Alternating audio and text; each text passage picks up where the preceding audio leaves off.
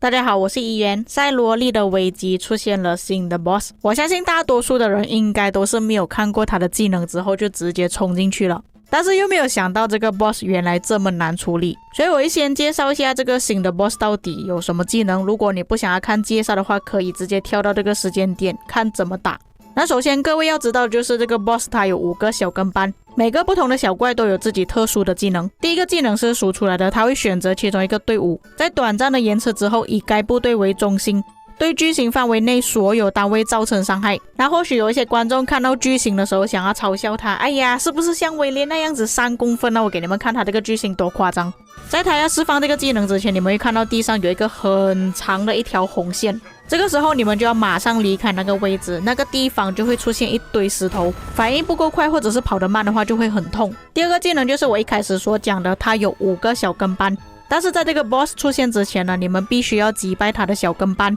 之后这个 boss 才会出现。但是当他出现的时候，他又会重新召唤他那5个小跟班，每一次一个跟班死掉之后，这个 boss 就会继承他的能力，每隔30秒就会随机释放一个已经继承的能力。然而当所有的小跟班都死掉之后，它就会缩短10秒，每20秒就会释放一个继承的能力，并且自己受到的所有伤害将会提升 70%。 接下来就来介绍它5个小跟班分别有什么能力。第一个，你们会看到它头顶上是紫色的圆圈，里面有长矛的形状，对前方大伞形范围内所有的敌方造成伤害，这个就是它的大伞形范围，它是直接贯穿了整个画面。但是一当 boss 继承了他的能力之后，从伞形范围就会变成圆形范围，但是它的圆形范围有这么夸张，这么大的范围是很难能够避开的。下一个是回血的怪，你们可以看到它的头顶上会有绿色的标记，然后里面有2片叶子，每隔50秒它会选择2个兵力最低的友方部队回血 20% 的兵力，当 boss 继承了之后就会变成每隔50秒恢复自身 10% 的兵力。第三个，头顶上会出现蓝色的标记，里面有一个盾，每隔45秒嘲讽2支队伍，持续5秒，就是讲他会把你吸走。当他死掉之后， boss 也是一样会继承他的能力，但是另外一个技能会对圆形范围所有部队造成伤害，这个 boss 是不会继承到这个能力的。第4个小怪，头顶上会出现红色的标记，里面有一把剑，每隔35秒会选择2个部队，以目标为中心，对圆形范围内所有敌方造成伤害。它的效果是这样子的，在出现之前头顶上会出现一个箭头，也是一样，死掉之后 boss 就会继承它的能力，出来的效果也是差不多的。最后一个是土黄色，看起来比较像龙卷风的标记，不过这个技能是流沙来的，每隔40秒以自身为中心放一个毒圈，持续6秒，毒圈每秒可以造成的伤害有2000点，等于总数12000，并且会降低敌方也就是我们的行军速度，持续3秒。在他死掉之后 boss 也是会继承他的能力。那当然可能有些玩家会想到，哎呀，我不要杀掉他那些小怪就可以了，他就不会继承能力。但是如果你不杀掉的话，这个 boss 受到的所有伤害将会降低 99%， 就是跟你说一定要杀掉那些小怪，你不杀掉他的话，你是很难打赢这个 boss 的。也是一样，打这个 boss 不能超过8分钟的时间，超过8分钟直接死掉。 OK， 那么在介绍完之后，我们正式讲到底要怎么打。在刚刚的介绍之后，你们可以发现到其实有些怪在 boss 继承了他们能力之后有削弱的，那么最麻烦就是回血。那当他还没有继承之前是回血 20%， 继承之后就变成 10%，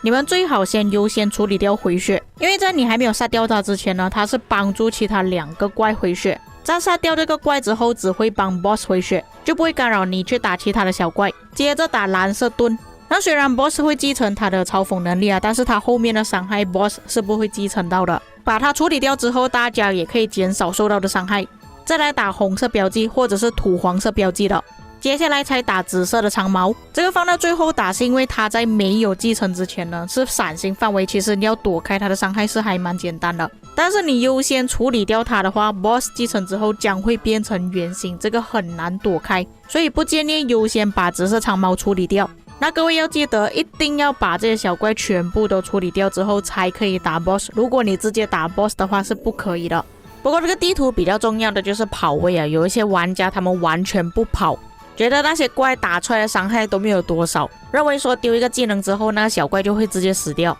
就是没有想到这些小怪的血这么多。那这个活动的玩法，其实在一开始的时候就跟你们讲到底要怎么去玩了，然后有哪一些怪它会慢慢出现给你们看，因为至少有一些玩家，就算他们是没有读那些技能之类的，但至少看图片都可以看得出哦，这个怪是属于什么技能了吧。但是重点是有些玩家完全没有去读的话，都不知道要先打了小怪才可以打 boss。 还有我说到为什么要先打回血呢，是因为一直要跑位的关系啊。如果你不先把回血处理掉，那你跑位的时候可能拉开了一些扣血扣比较多的怪，然后后面它又回血 20%， 之后你就会越打越辛苦。至于队伍要选择什么类型，我个人建议如果可以的情况下带多一点输出会比较好。辅助可以带上2个，然后一个坦克2个输出。那当然每个玩家有不同的玩法，可能全部都是带输出，全部带坦克，全部带辅助，都有各自的玩法。但是这个关卡最大的问题就是大家要急火先处理掉那些小怪，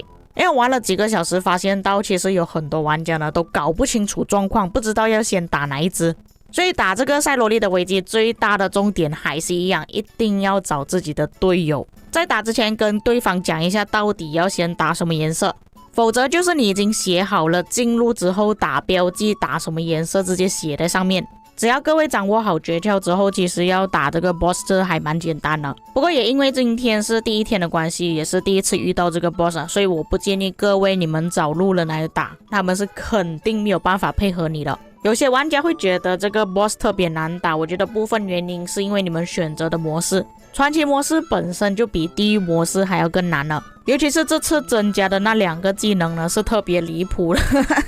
那么其他的 boss 呢，可能你们之前都有经验了，你们可以先处理掉之前的 boss， 然后最后才打这个新的 boss， 到时候你们再转去不同的模式。因为我也相信大多数的玩家打新 boss 呢都是会死比较多次，这样子会比较浪费时间了，我觉得没有必要为了那么100宝石浪费了这么多时间。还有就是我不懂是不是大多数的玩家都已经忘记了，其实玩赛罗利的危机是有药水的，你们可以选择去买药水，那药水其实也没有很贵，最便宜250块，最贵就1000块。你们把钱拿去买掉材料之后，其实还有很多钱可以去买药水的。官方出这个药水的意义就在于你们有什么需求的话可以选择用药水。那当然的，我相信大多数的玩家都会去骂官方哦，这个新的 boss 很难打，但是就是之前我们打那些 boss 都太简单了，所以才跟官方要求说哦，要出一个难一点的，要出不同模式。这个情况就像之前我介绍那个巫师啊，有火跟雷，你们也是一开始不会玩啊，不知道原来要分开，